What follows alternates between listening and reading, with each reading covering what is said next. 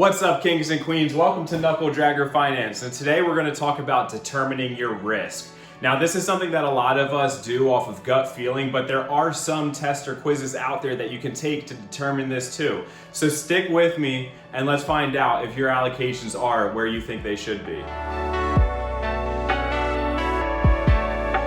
Now let me ask you, do you like to take risk, or are you someone who likes to have a big safety net under you as you're doing your investing? If you stick with me in this video, we're going to go through a few different ways for you to determine that a little bit easier without having to just rely on your gut feeling and being stressed out. So first, we are going to talk about your gut feeling. Now, there's not much to write about it, but I'm going to write the word gut up there anyway. So the first thing is trusting your gut. Now, by the time I would say, this is just my opinion, you're in your 20s-ish, usually know if you can rely on your gut or not, or how to rely on your gut or not. But stick with me for 30 seconds as I go through this. So if you can trust your gut, now trusting your gut, I would say, would be the first thing, or your safety net. And then after this, you do want to find a more analytical way. But in the end, you should be trusting your gut. Moving on, quizzes are another way that you can determine your risk. So there are online quizzes. I'll be taking one in just a second and showing you the score and what that means for me and making it relatable to you.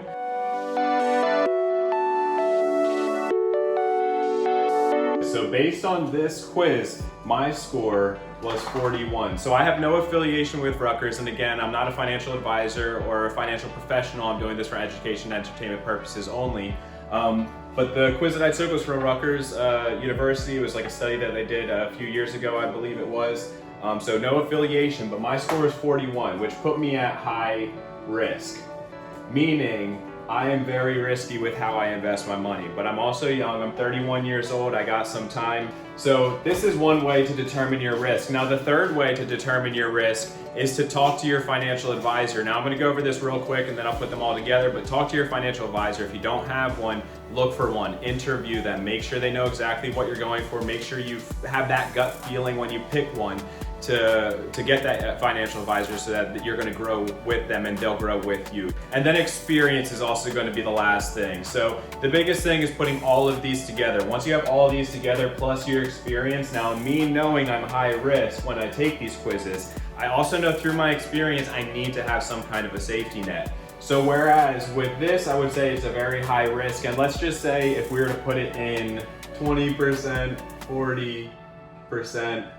60, 80, and 90. And we'll call these my risk levels.